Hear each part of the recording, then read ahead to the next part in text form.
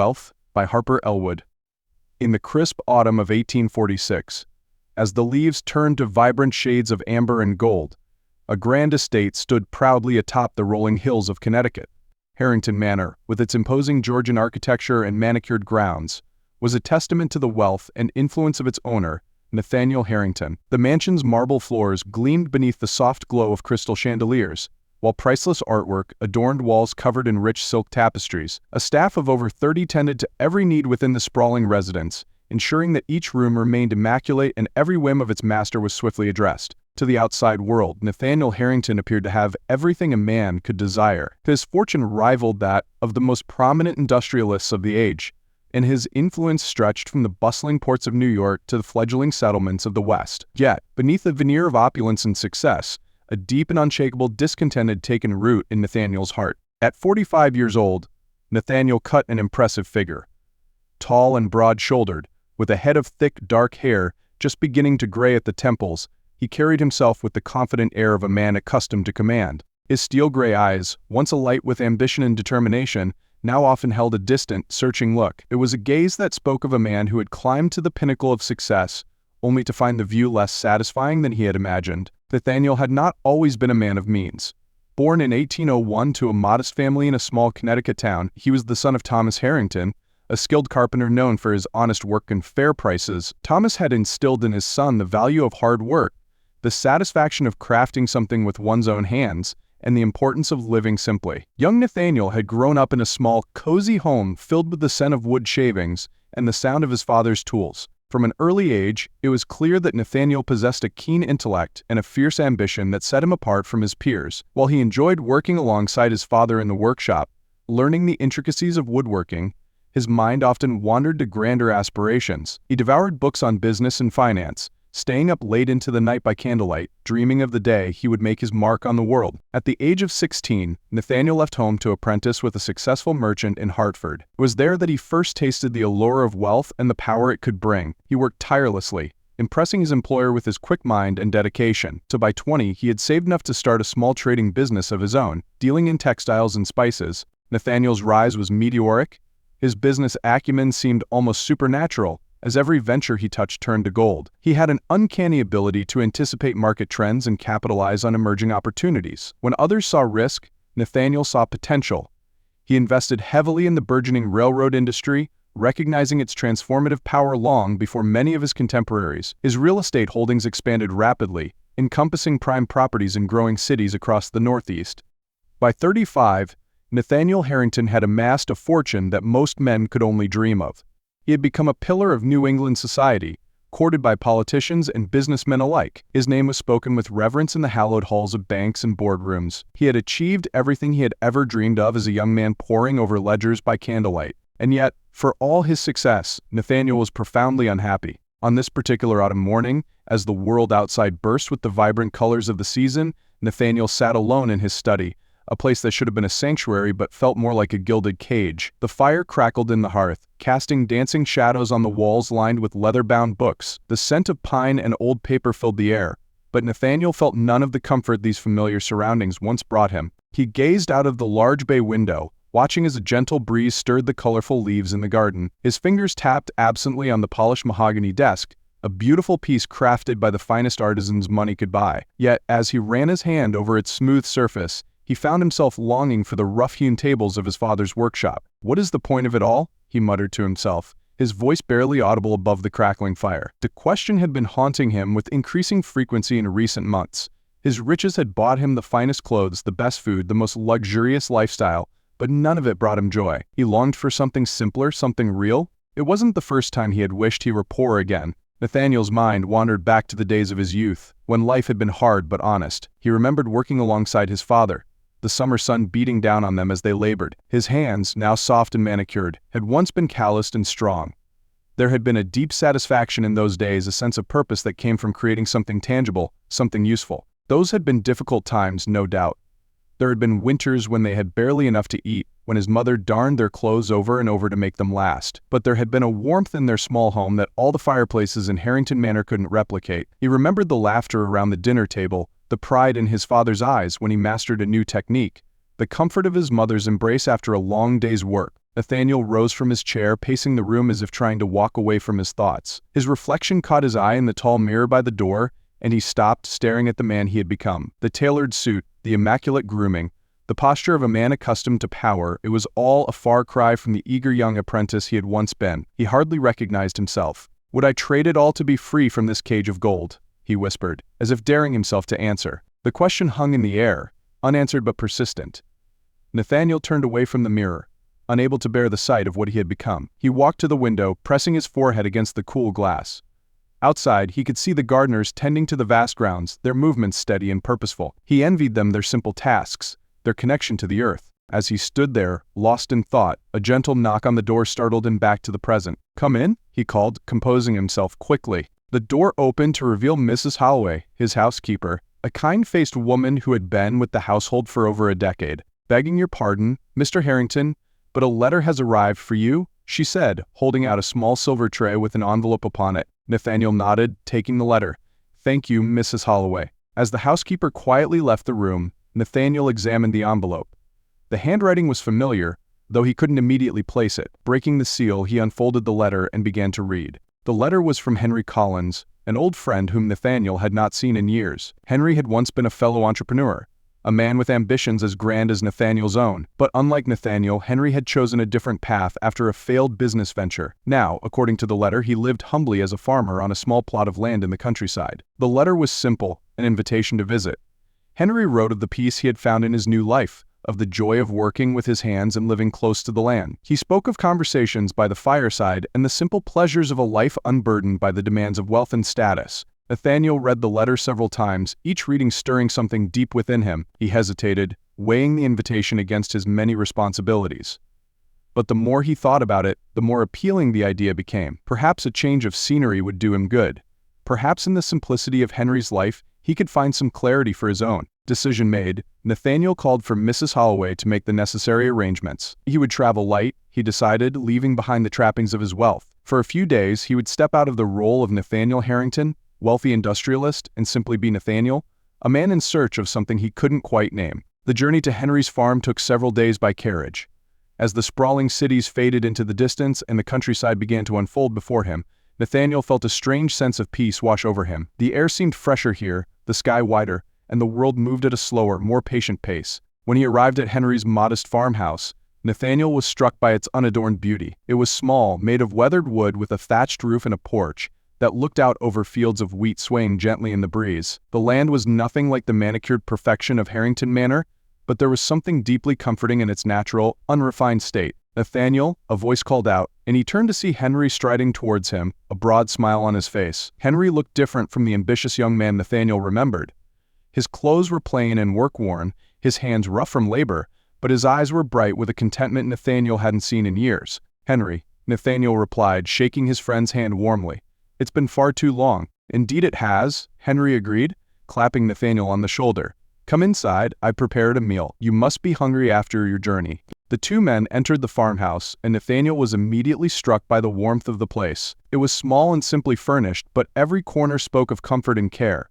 They sat at a wooden table in the kitchen, the scent of freshly baked bread filling the room. The meal Henry had prepared was simple, bread still warm from the oven, cheese from his own goats, and a hearty stew made with vegetables from the garden. It was far from the elaborate dishes Nathaniel was accustomed to, but as he took his first bite, he found it more satisfying than any meal he had eaten in recent memory. As they ate, they spoke of old times, of the paths their lives had taken.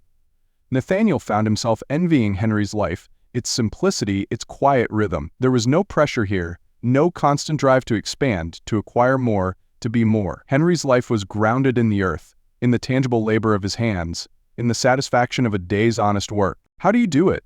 Nathaniel asked, finally voicing the question that had been burning in his mind since he arrived. "How do you live with so little and yet seem so content?" Henry smiled, leaning back in his chair. "It's not about how much you have, Nathaniel. It's about knowing what you need. I don't need wealth or luxury. I need food on my table, a roof over my head, and good company. Beyond that, everything else is just noise." Nathaniel stared at him, feeling a pang of longing in his chest. "But don't you ever miss it? The excitement, the influence, the power to shape the world?" Henry shook his head. "No, that life, it's a trap, Nathaniel. You think you're free because you can buy anything, go anywhere, do anything. But the more you have, the more you're enslaved by it all. I used to want what you have, but now I see that real wealth is in the things money can't buy: peace of mind, self-respect, and the freedom to live on your own terms." Nathaniel sat in silence, digesting Henry's words. They struck a chord deep within him, resonating with a truth he had long tried to ignore. He had everything, and yet he had nothing. He had been chasing wealth his entire life, believing it would bring him happiness, but all it had done was imprison him in a gilded cage of his own making. That night, as he lay in the small guest room of Henry's farmhouse, listening to the gentle sounds of the countryside, Nathaniel thought long and hard about the life he had built for himself. He realized, for the first time, that he had been living someone else's dream, a dream of power, success, and wealth that wasn't truly his own. The next morning, Henry invited Nathaniel to join him in his daily tasks. At first, Nathaniel felt awkward and out of place, his soft hands unused to manual labor. But as the day wore on, he found himself enjoying the simple, honest work. They mended fences, tended to the animals, and worked in the fields under the warm autumn sun. By midday, Nathaniel's muscles ached, and his hands were sore, but he felt more alive than he had in years. There was a deep satisfaction in seeing the immediate results of his labor, in knowing that each task completed contributed directly to their sustenance and well-being. As they sat on the porch that evening, watching the sun set over the fields, Nathaniel turned to his friend. "I envy you, Henry," he said softly. "You've found something I've been searching for my entire life without even knowing it." Henry smiled, understanding in his eyes. "It's not too late, Nathaniel. The path to contentment is always open if you're willing to take that first step." Those words stayed with Nathaniel long after he had returned to Harrington Manor. The grand estate, once a symbol of his success, now felt hollow and meaningless. The marble floors echoed with emptiness, and the gilded ceilings seemed to mock him with their ostentatious display. For days, Nathaniel wrestled with the realization that had dawned on him during his visit to Henry's farm. He paced the halls of his mansion, feeling more trapped with each passing hour. The weight of his wealth, once a source of pride, now felt like chains around his ankles. Finally, after a long night of soul-searching, Nathaniel made a decision that would change the course of his life. He began to make changes, small at first, then larger as time went on. He sold off many of his investments, leaving only what was necessary to live comfortably and support the causes he believed in. He let go of most of his staff, keeping only a few trusted servants who had been with him for years. The rest he set up with their own businesses or livelihoods, giving them the means to build something for themselves. Nathaniel gave away much of his wealth, establishing foundations to support education for underprivileged children, to provide aid to the poor, and to foster the arts. He found a deep satisfaction in using his resources to make a positive difference in the world, rather than simply accumulating more for himself. He transformed Harrington Manor, turning much of the vast estate into a school for orphan children, where they could learn practical skills and receive an education that would give them a chance at a better life. The once silent halls now rang with the laughter of children, and Nathaniel found more joy in their smiles than he ever had in his business successes. For himself, Nathaniel kept only a small portion of the house, simplifying his life in ways that would have once seemed unthinkable. He planted a garden, rediscovering the pleasure of working with his hands that he had known in his youth. He spent his days tending to the earth, mentoring the children at the school, and reading books he had never had time for before. The transformation was not without its challenges. There were moments of doubt, times when the habits of a lifetime pulled at him, but with each passing day, Nathaniel felt the weight lifting from his shoulders. He no longer worried about expanding his fortune or maintaining his status. Instead, he found joy in the ordinary, in the taste of a tomato grown in his own garden, in the warmth of the sun on his skin as he worked outdoors, in the companionship of those who valued him not for his wealth, but for who he was as a person. As news of Nathaniel's transformation spread, reactions were mixed.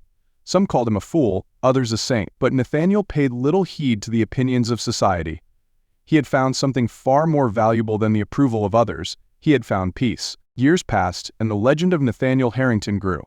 Not as the great industrialist he had once been, but as a man who had the courage to walk away from wealth and find true richness in a life of simplicity and purpose. On a beautiful autumn day, much like the one when our story began, an elderly Nathaniel sat on the porch of what was once Harrington Manor, now a thriving school and community center. Beside him sat a young boy, no more than 12 years old, with bright eyes and an eager expression. "Mr. Harrington," the boy said, his voice filled with curiosity, "is it true that you were once the richest man in Connecticut?" Nathaniel chuckled, his eyes twinkling with amusement. "That's what they used to say, Thomas, but I've learned that there are many kinds of riches in this world." The boy leaned forward, intrigued. "What do you mean, sir?" Nathaniel gazed out over the grounds, where children played and teachers guided their charges through lessons in the open air. In the distance, he could see the fields where students learned the value of hard work and the satisfaction of growing their own food. "You see, Thomas," Nathaniel began, his voice soft with the wisdom of years, "when I was a young man, I thought wealth meant having lots of money, fine clothes, and grand houses. I spent years chasing after those things, believing they would make me happy." "And did they?" Thomas asked, though the knowing look in his eyes suggested he had already guessed the answer. Nathaniel shook his head. "No, they didn't. All that wealth, all that power, it was like trying to fill a bucket with a hole in the bottom. The more I gained, the emptier I felt inside." He paused, collecting his thoughts. "True wealth, I've learned, is not about what you own, but about who you are and how you live your life. It's about the connections you make with others, the good you do in the world, and the peace you find within yourself." Thomas nodded slowly, processing this information. "Is that why you gave away all your money and turned your house into a school?" Nathaniel smiled, pleased by the boy's perceptiveness. "That's part of it, yes. I realized that I could use what I had to make a real difference in people's lives, and in doing so I found a happiness and fulfillment that all my wealth had never been able to provide." "But don't you miss it sometimes?" Thomas asked, his young mind still grappling with the idea of willingly giving up such immense riches. "The fancy parties, the important people, the power to do whatever you wanted?" Nathaniel's laugh was warm and genuine. "Oh, there are times when I remember those days with a certain fondness, but then I look around at what we've built here, at the lives we've touched, and I know I made the right choice." He leaned in closer to Thomas, his voice taking on a conspiratorial tone. "Let me tell you a secret, my boy. The most powerful thing in this world isn't money or status. It's the ability to choose your own path, to live according to your values, and to make a positive impact on the lives of others. That's a kind of wealth that can never be taken away from you." Thomas's eyes widened with understanding. "I think I see what you mean, Mr. Harrington. It's like my pa always says, the best things in life aren't things at all." Nathaniel beamed at the boy, reaching out to ruffle his hair affectionately. "Your pa is a wise man, Thomas. Hold on to that wisdom. It will serve you well in life." As the sun began to set, painting the sky in brilliant hues of orange and pink, Nathaniel and Thomas sat in comfortable silence, watching as the day's activities wound down. Students and teachers began to make their way back to the dormitories, their voices carrying on the evening breeze. "Mr. Harrington," Thomas said after a while, his voice thoughtful, "I think I'd like to be rich like you when I grow up." Nathaniel raised an eyebrow, a smile playing at the corners of his mouth. "Oh, and how do you plan to do that?" Thomas straightened up, his face serious. "I'm going to study hard and learn everything I can, and then I'm going to find ways to help people just like you did. That's real wealth, isn't it?" Nathaniel felt a warmth spread through his chest, a feeling of pride and hope for the future. "That, my dear boy, is the truest wealth of all. And I have no doubt that you will be very rich indeed." As the last light of day faded, and the first stars began to twinkle in the darkening sky, Nathaniel Harrington looked out over the legacy he had built. The mansion that had once been a symbol of his material success had been transformed into a beacon of hope and opportunity for generations to come. He thought back to that autumn day so many years ago when he had sat alone in his study, feeling trapped by his own success. The journey from that moment to this one had been long and not always easy, but as he sat here now, surrounded by the fruits of his choices, he knew he would not have had it any other way. Nathaniel Harrington had learned the true price of wealth, and in letting go of riches, he had found something far more valuable: a life of purpose, connection, and genuine happiness. As he rose to his feet, ready to head inside for the evening, he felt a deep sense of contentment. He had finally found the answer to the question that had haunted him all those years ago. The point of it all, he now knew, was not to accumulate wealth for oneself, but to use whatever resources one had, be they material, intellectual, or spiritual, to leave the world a little better than one found it. And in that, Nathaniel Harrington knew he had succeeded beyond his wildest dreams. As he and Thomas walked back to the main building, Nathaniel took one last look at the star-filled sky. He silently thanked whatever twist of fate had led him to make that fateful visit to Henry's farm all those years ago. It had set him on a path that, while unconventional, had led him to true fulfillment. The story of Nathaniel Harrington, once the wealthiest man in Connecticut, now served as an inspiration to all who heard it. It was a testament to the power of choosing purpose over profit, of valuing people over possessions, and of finding the courage to redefine one's own measure of success. And so, as the lights of the school twinkled in the gathering darkness, like stars brought down to earth, the legacy of Nathaniel Harrington lived on, not in marble halls or gilded ledgers, but in the lives of countless individuals who had been given the chance to discover their own true wealth.